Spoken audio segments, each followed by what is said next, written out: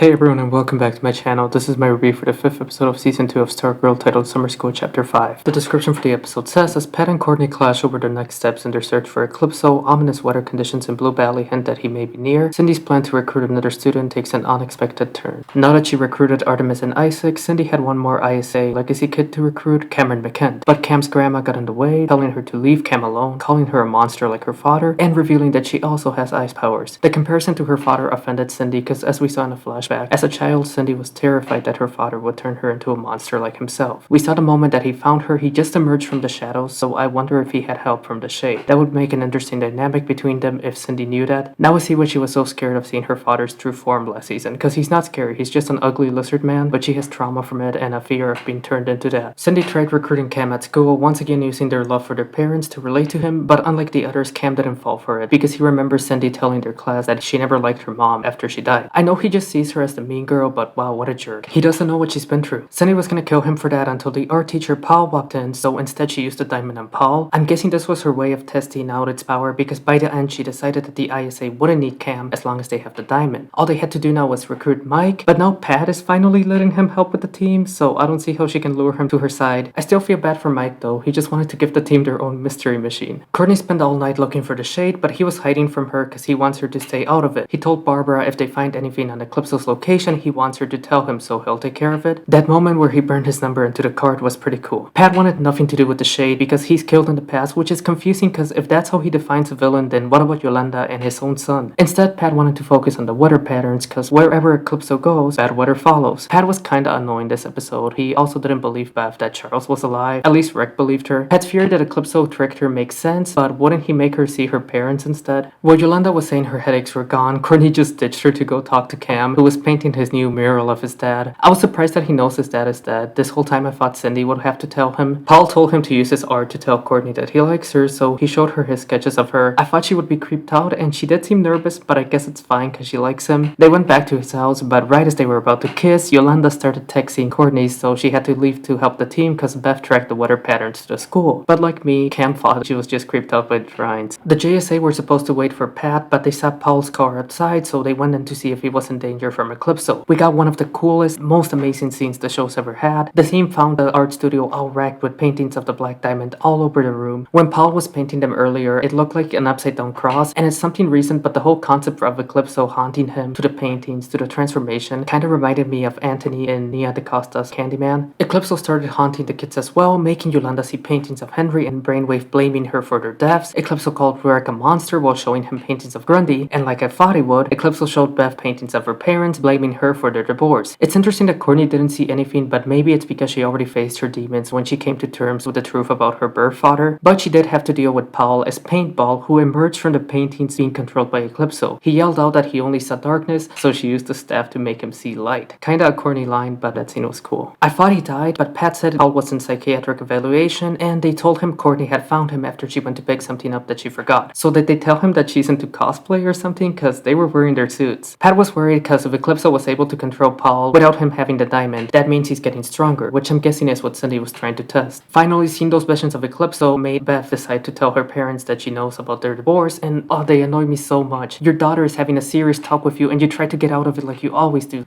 Overall, I absolutely loved this episode. In fact, it might be one of my favorites of the whole show. I loved the Shift 2-parter and the Brainwave Jr. episode, but this might have passed them. It was just so good in all areas. The episode took full advantage of the horror aspect that they promised for this season. It was a full-on 80s horror film. Right from the start with Dragon King scaring Cindy to the body horror with Paul, him vomiting paint. I wasn't expecting that, but I loved it so much. They took such a campy villain and made him so creepy. Sure, he looked like Bloodwork or Venom, but it worked. And that scene where he emerged from the ball and everyone started seeing things, just so amazing. It all felt so dark and creepy, just from the airy tone, combined with the great filter and the storm. Even after defeating Paintball, there was still this depressing, hopeless tone. I loved it so much, and don't get me started on Cindy's outfits, they're always amazing, but this episode... My one problem was that scene between Cam and Rick. It just felt so weird and out of place. What was the point of it? I thought Rick was fixing his temper, but now he just acts like a jerk. I gotta keep in mind Cam doesn't know them like we do. He's the only one left that doesn't know what's really going on, but he just comes off as an asshole when he judges them. Like with Courtney, I would feel bad for him him because it seems like she's leading him on since she's always leaving, but he literally took his family to her house and met her parents after only talking and barely having a date at the game. If anything, things went too fast. At the end, his powers finally emerged while he was painting, and considering his anger towards Courtney and Rick, I expect him to become a villain, but maybe not team up with Cindy because he hates her too. What kinda disappoints me is I liked him last season, but now he's just an artsy kid that hates the world. Well, Cindy was so much more than just a mean girl. Well, that's it for this video. If you enjoyed this video, please leave a like and subscribe for similar content. Leave your thoughts on the video and episode in the comments below. Thanks for watching and have a good day. Goodbye.